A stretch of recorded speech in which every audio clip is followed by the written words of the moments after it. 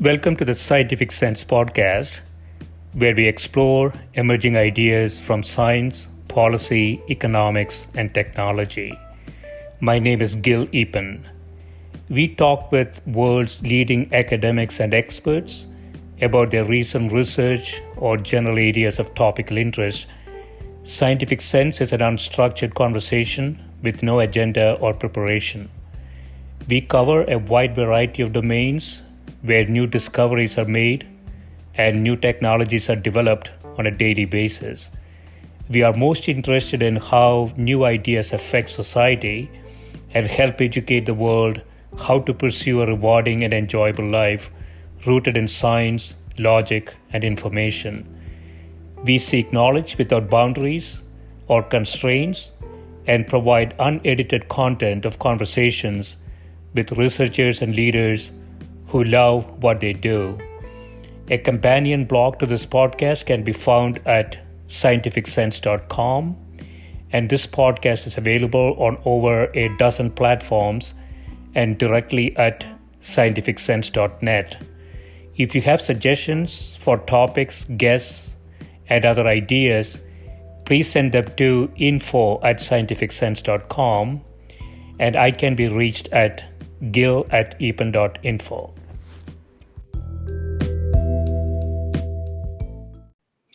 My guest today is Professor Christine Aidala, who is Professor of Physics at the University of Michigan.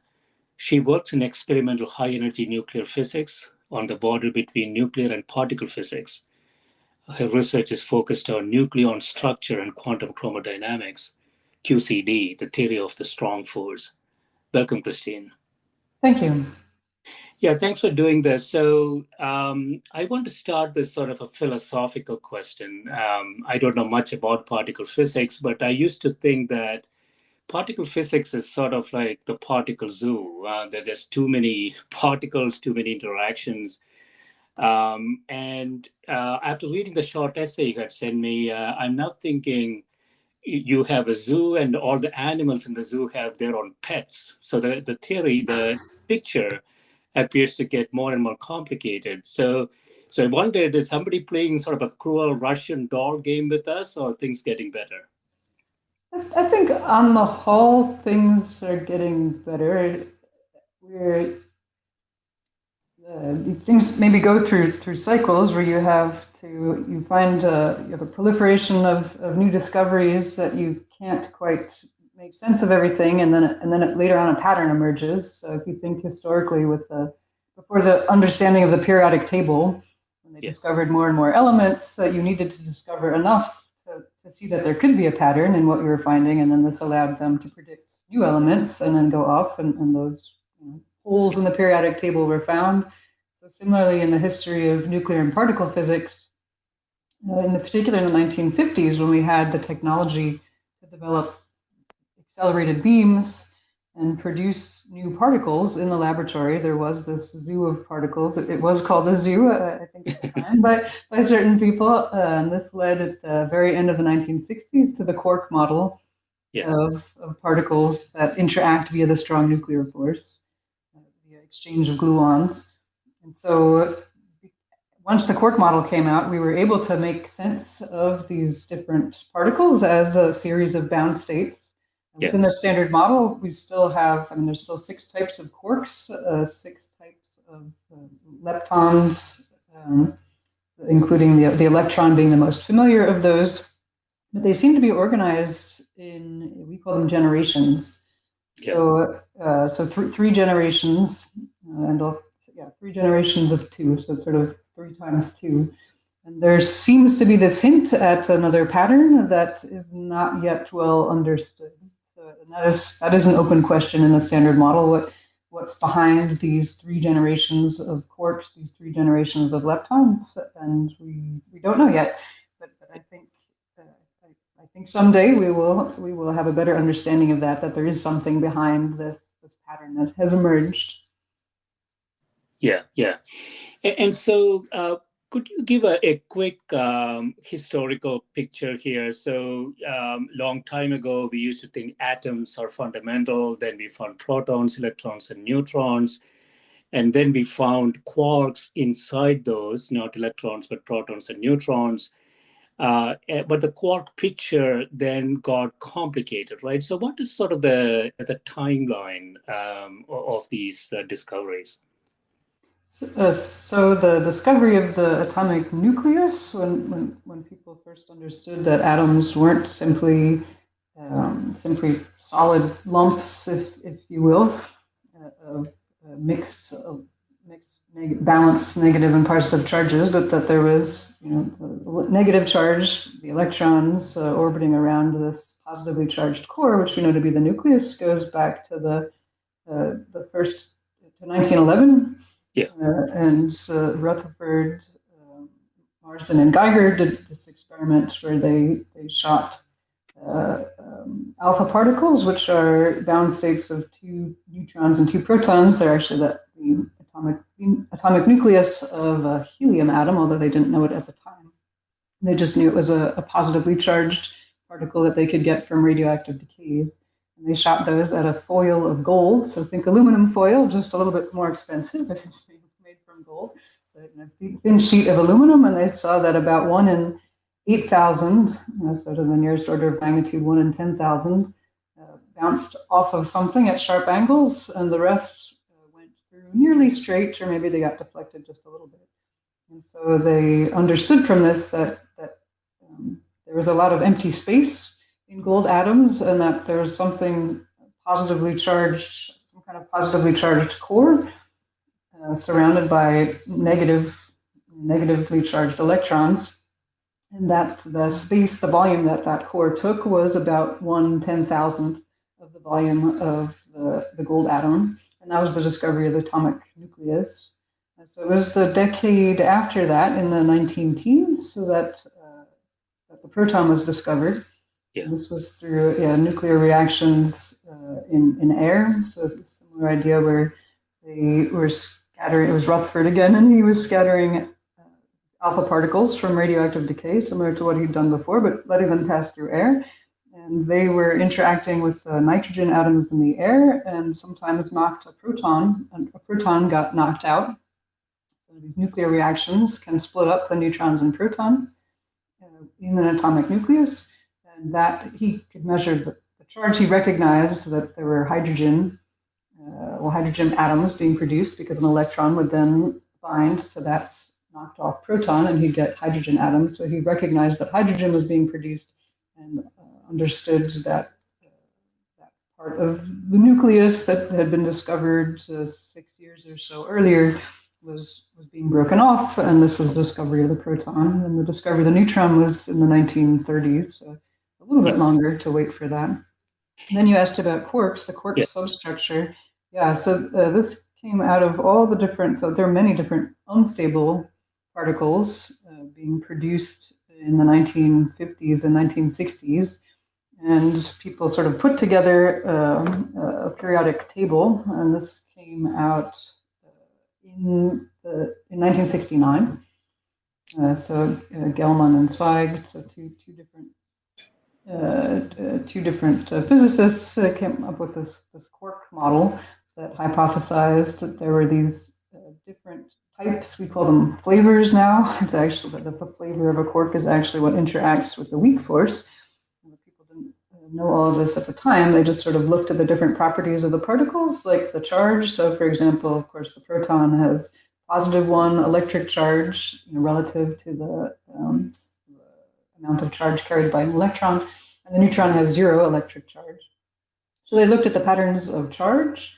So when particles that were +1, -1, neutral, +2, -2, and came up with these subcomponents. There were a few other properties that they were looking at, and they found these patterns that led them to hypothesize the existence of constituents that, when combined in these ways, would give the right charges and the correct other quantum numbers. So at the time, they just thought there were 3 different types of quarks called up, down, and strange, a little bit arbitrarily.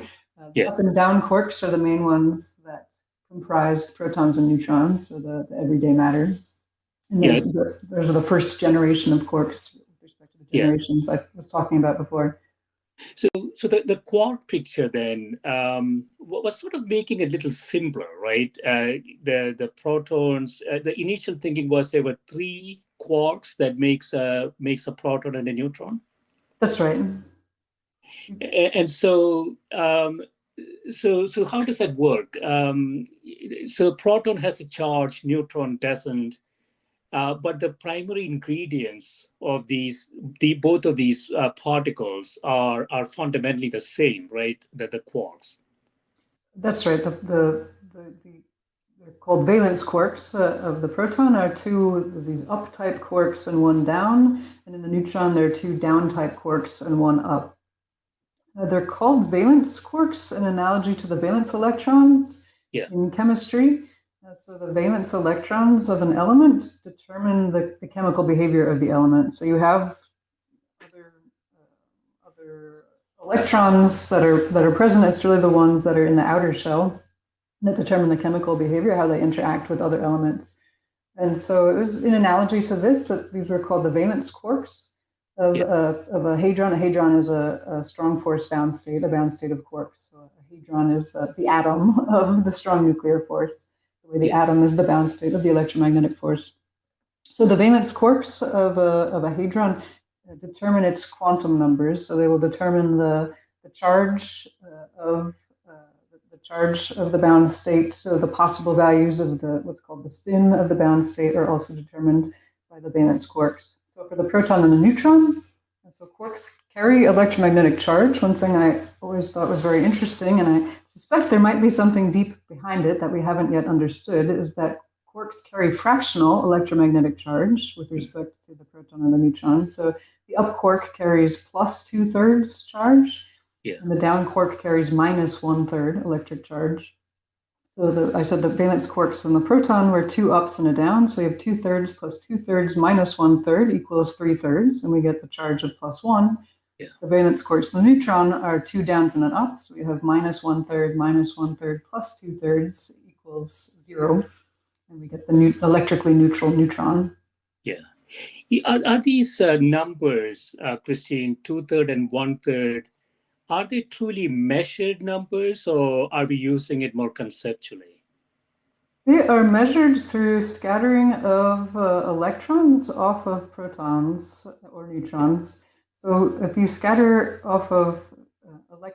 electrons off of protons or neutrons at high enough energies, then you can break them up. So you have inelastic scattering, and you can also think of it as the wavelength. So through wave-particle duality, the higher energy an electron beam is, the shorter distances you can probe. So just like people talk about the limits of optical microscopy, so a regular light microscope is really good for seeing features on distant scales of cells, of cellular organelles and things like this, but it's not good for seeing atomic atoms, right? Individual atoms or even molecules, because the wavelength of visible light is not short enough.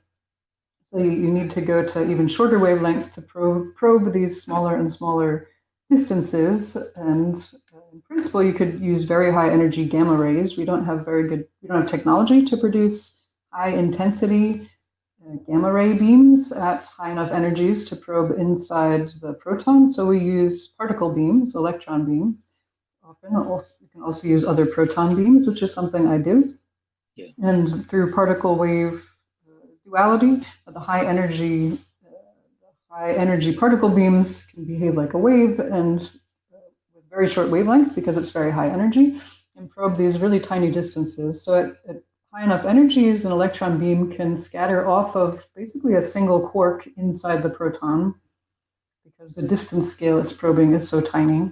And then we know how the electromagnetic interaction is. So the electrons are interacting with the electric charge of the quarks, and this is how we gain sensitivity to the electric charge centers in the protons at really, really tiny distance scales. Yeah. And so we were getting sort of a nice picture in the sense that two up quarks and one down quark produces the proton with a unit charge, and the two down quarks and one up quark creates a neutral neutron, and you call them valence quarks. But the picture is not that simple, right? When you That's go inside the proton, you have all sorts of other stuff going on there. that's right. That's right. And this was, became clear that it was really important starting in the 1980s.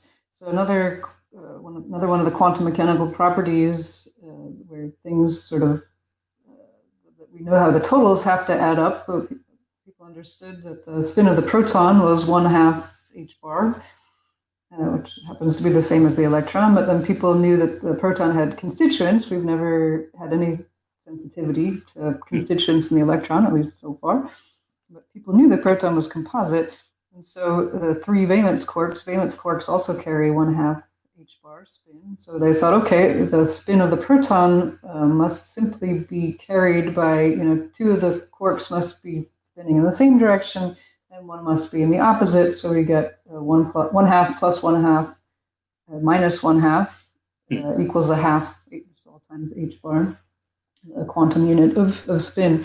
Yeah. And it was in the late 1980s that an experiment at CERN in Europe, in Geneva, discovered that only about 25% of the quark spins, only 25% of the proton spin is due to the quark spins. And this was a big surprise at the time. It became known as the proton spin crisis.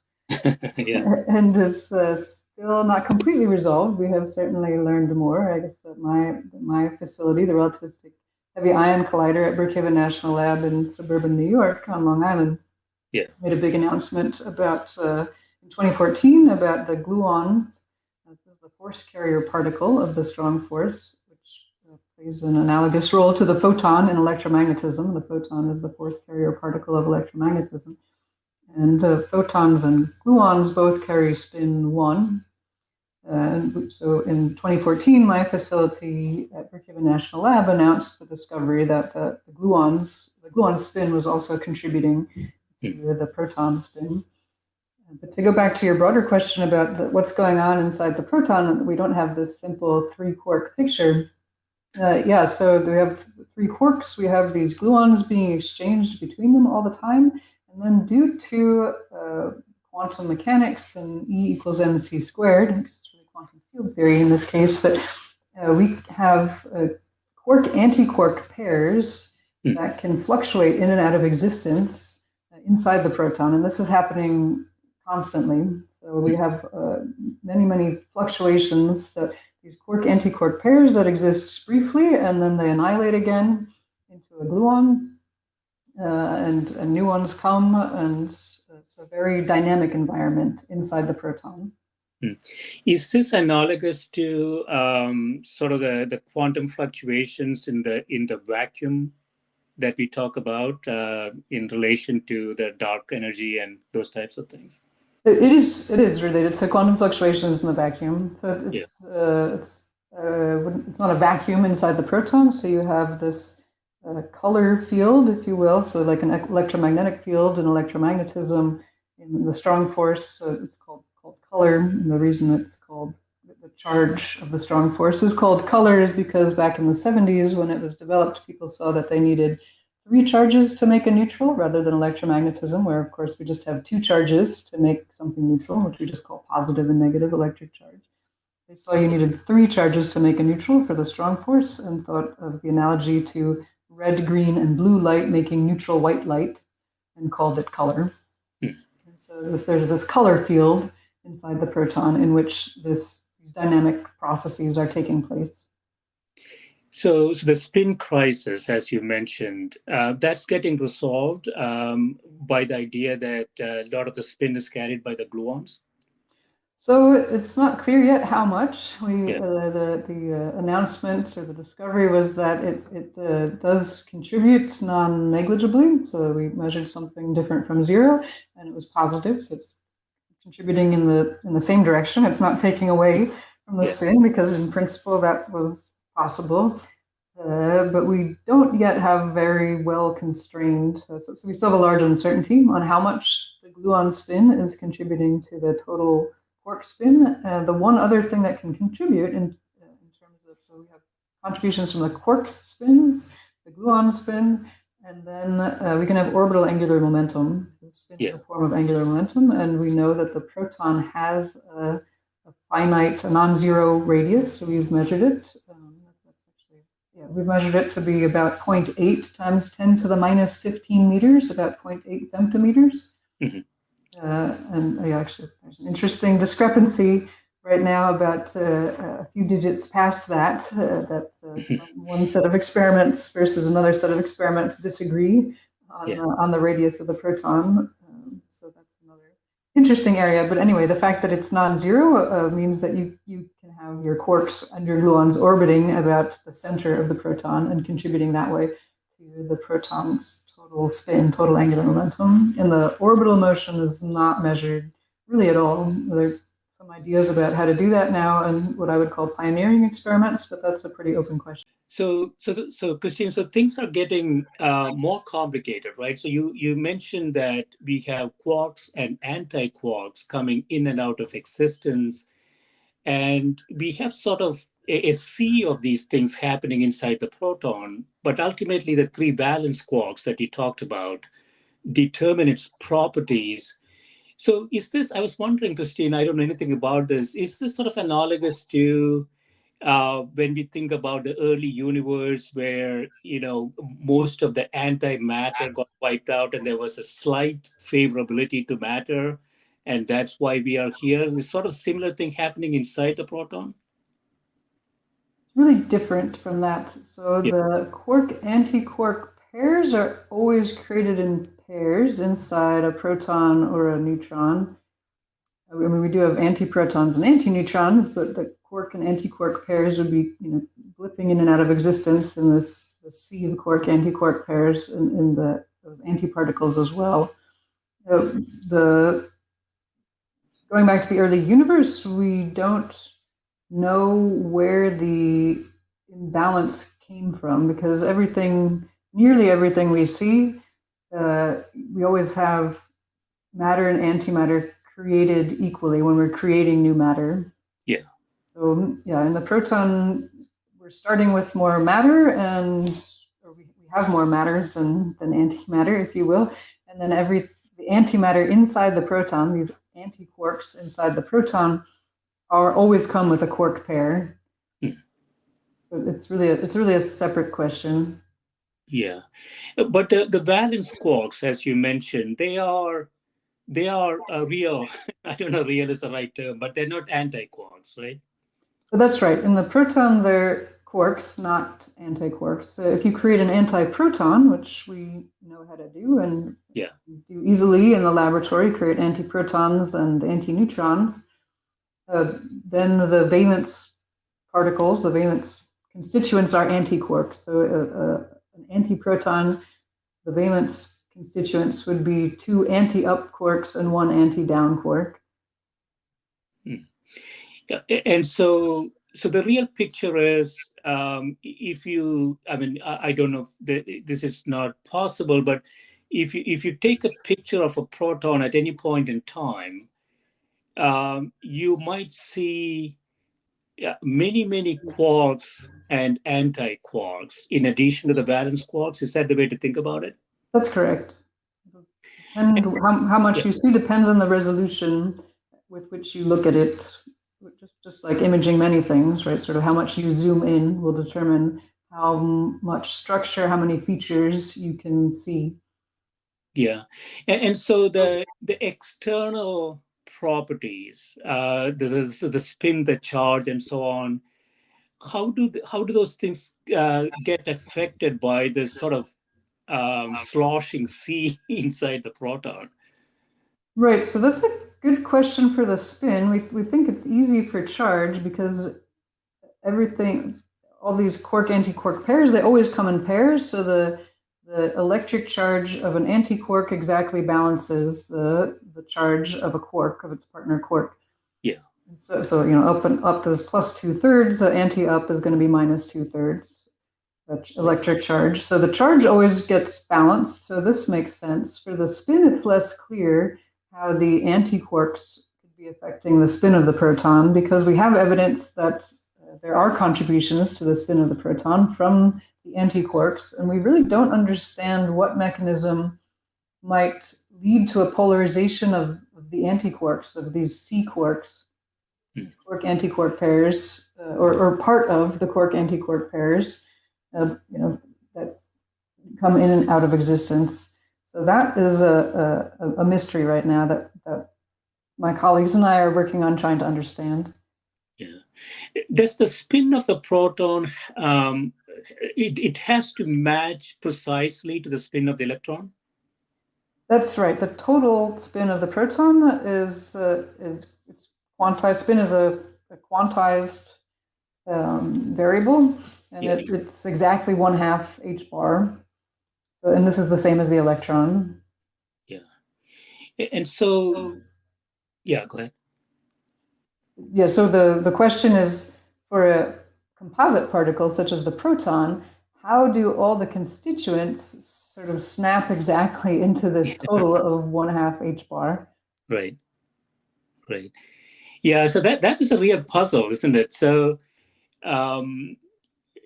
does there have to be some sort of a information exchange between the electron and proton for the dance to happen precisely? So it is possible to exchange spin between electrons and protons bound together in atoms. This is actually how we create the polarized protons in the beam at the relativistic heavy ion collider, where we use a laser to polarize the electrons in atomic hydrogen. So you just have just regular atomic hydrogen. Use a laser to polarize the electrons, so photons, light, to polarize the electrons in the hydrogen atom. And then you use this coupling between the spin of the electron and the spin of the proton in a hydrogen atom to transfer the polarization of the electron to the proton. And then after that, we strip off the electron, and then the game becomes not losing that polarization of the proton that we started with as we accelerate it to very high energies, which comes with a lot of technological challenges of its own. But the spin of the internal constituents, so we don't think in terms of any. We think of the electron interacting with the spin of the proton as a whole, not with the spin of the constituents. And then what we actually work with in our polarized proton experiments, at least mine, using the relativistic heavy ion collider, we just have a free proton beam, so it's not bound to any electrons. So we're really studying just the spin of the proton, not in a bound state of any sort. Mm-hmm. So that is a contemporary puzzle. This appears to be a complex composite, the proton. How does it precisely match the spin of the electron in an atom? There is another puzzle on the table, right? If I understand this correctly, Christine, when there is some sort of an asymmetry in terms of antiquarks inside that C. The down antiquarks less than up antiquarks or something along those lines? Yes, so this was a result that my experiment at Fermilab, we just published in Nature in February this year, where we see that there are up to something like 50% more or so anti-down quarks than there are anti-up quarks in the proton. And this, so it was confirming and adding more information to a discovery of an excess of anti-down quarks with respect to anti-up quarks that had been made by a predecessor experiment. And we saw that this excess of anti-down quarks persists into a kinematic regime that's kind of extreme, so that even for antiquarks that carry a very high fraction, momentarily carry a very high fraction of the total proton's momentum, which they're very rare in the proton. As you might imagine, typically the valence quarks carry most of the proton momentum, and the antiquarks, or these quark-antiquark pairs that flit in and out of existence, only are carrying very small momentum. So we were able to take snapshots, if you will, of these very high momentum antiquarks, and found that this excess of anti-down quarks with respect to anti-up quarks at these very high momentum fractions. So for antiquarks carrying up to like 40% of the total proton momentum, this persists. So the reason people originally expected anti-down and anti-up quarks to be produced equally in the proton is because the up and down masses are very, very similar to one another. Yeah. So through E equals mc squared, what's happening is gluons are splitting, so that the force carrier particle of the strong force are splitting into quark-antiquark pairs. The gluons don't know anything about whether the quark or antiquark is up or down type. The gluon is sensitive to color charge, but not sensitive to this flavor charge of upness or downness. And so, given that it can't tell the difference between up quarks and down quarks, anti-up quarks, anti-down quarks, if the masses are very similar, then they should be produced in approximately equal amounts. And if anything, then we think the down quark is slightly heavier than the up quark because of the difference in masses between the neutron and the proton. So the proton, we said, was 2 ups and a down, the neutron's 2 downs and an up, and the neutron is a little bit heavier than the proton. So if anything, the down quark should be a little bit heavier than the up quark. And therefore, if anything, if it were due to a mass difference, you would expect slightly more up and anti-up quarks than anti-down quarks. And we saw the opposite, and we saw that it's like 50% more anti-down quarks than anti-up quarks. So it's really a striking excess. And this is not well understood yet. So there's some ideas about sort of bound state fluctuations, so that the latest bound state, the latest hadron, that QCD bound state, strong force bound state, is called a pion. It's made the valence quarks in a pion are an up quark and an anti-down quark. So it's got one quark and one antiquark. There's a whole set of unstable particles that are bound states of a quark and an antiquark, and you can have different quark types that you mix and match to make the different types of particles that were part of the particle zoo that people were discovering in the 1950s before they figured out the patterns and came up with the idea of quarks. So there's an idea that the proton can fluctuate into into a positively charged pion, this light quark-antiquark bound state, and a neutron momentarily. Yeah. And then go back into being a proton, sort of they recombine into a proton. And so this is one idea about how the anti-down quark might get shifted to very high momentum fractions, carrying something like 40% of the proton's momentum, more often than anti-up quarks do. But the picture isn't completely clear yet, so we don't have a really conclusive,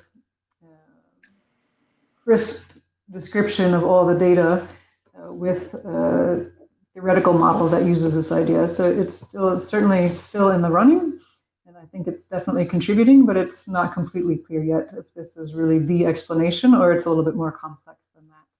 Yeah. So you mentioned that there is a 50% excess of down antiquarks. Since quark-antiquark pairs are happening simultaneously, would it be true in saying that there is a preference for down pair creation compared to up pair? Is that's right? Yeah. And so doesn't that go? It's okay. I mean, obviously, I don't know anything about it, but so that means that it is not quite random if we are finding this a systematic bias toward one variety. That's right. So what does that imply? Well, yeah, goes back to what I was saying about the idea of the proton fluctuating briefly, again, quantum mechanically, into a positively charged pion, which has valence quarks of an up and an anti-down, and the neutron, which has the 2 downs and an up. So you would have one new, so if you think of what you started with, the valence quarks would be 2 ups and a down. If you create a new down-anti-down pair, and then those briefly form these new bound states. So if the new down in the antidown pair combines with one of the original proton's ups and it's only down quark, so you end up with two downs and an up. That's how you create the neutron briefly. Yeah. And then what you're left with was the other up from the original proton and the new antidown that you just created in your down antidown pair. And that original up from the proton could briefly bind with this antidown that was just created and form this particle called a positively charged pion. And then, after a split second, they would recombine into just a proton rather than a neutron plus a positively charged pion. And so this could shift up the average momentum of the anti-down quark if it were sort of forming this other bound state, not just a pair in the proton, but really sort of this fluctuation of the proton into a neutron plus a positively charged pion. So that's the main idea, like the best contender to explain this, but it's not completely clear that that's the whole story. Yeah, so these types of things can only happen in a free proton and a free neutron, right? It cannot happen inside an atom. It also happens inside atoms, inside atomic nuclei. Yeah, so for all of them, every atom in our body has antimatter in it, blipping in and out of existence. Yeah, so I was wondering, so if the proton could momentarily become a neutron, if I understand it correctly, Christine, then wouldn't that create a problem inside an atom? So because it's created along with a positively charged pion, the electric charge is fine. We always have electric charge conservation, so we can't destroy it or create it out of nowhere. Yeah. So in that sense, it's fine. So going back to the 1930s, before people understood quarks and gluons, they actually thought that the protons and neutrons were held together in the atomic nucleus by the exchange of pions. So they thought, rather than exchanging gluons, people hadn't conceived those yet. They thought that they were actually exchanging bound states. I guess it was a little bit after the 1930s, because they didn't have a quark model yet. But they thought they were exchanging these bound states. So there have been ideas about pions in the nucleus, so not really sitting there as bound states, but being exchanged, existing briefly, being absorbed by another one, and sort of rearranging some of the internal constituents, in a sense, that these kinds of fluctuations happening. The ideas are actually pretty old. Yeah. And so, Christine, in conclusion, what is your instinct? I know that you have done a lot of work in this area and continue to do so. There are a few interesting new puzzles on the table. What's your sort of instinct? Are we going to find more fundamental stuff as we go forward, or are we going to solve the problem with the picture that we currently have with details? I really hope we find a more fundamental pattern, if you will, in particular for the spin of the proton.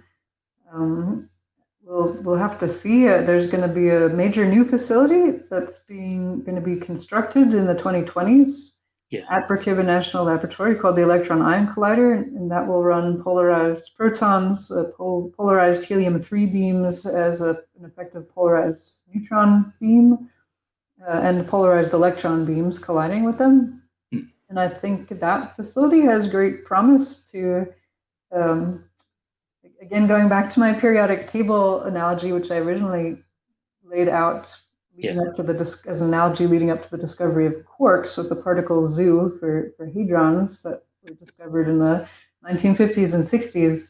I hope that by sort of filling in more details in the pictures we have now, we'll see how there's a simpler picture, right? That a simpler way of looking at things will emerge. That's certainly my hope, but of course it remains to be seen if that happens. Yeah, yeah, excellent. Yeah, I mean, it always makes it interesting, right? Every time we think we are getting closer, there appears to be more interesting things to find. So that makes it interesting to go on. For sure. Yeah, there's always more to discover. The closer you look, sometimes the more questions you realize that you have. Yeah, yeah. I just want to ask you a quick question. Whatever we are finding here should not really have any impact on the cosmological questions around dark matter and dark energy, right? No, not to my knowledge. Yeah, yeah. Excellent. Yeah, this has been great, Christine. Thanks so much for spending time with me. Thanks for having me. Thank you.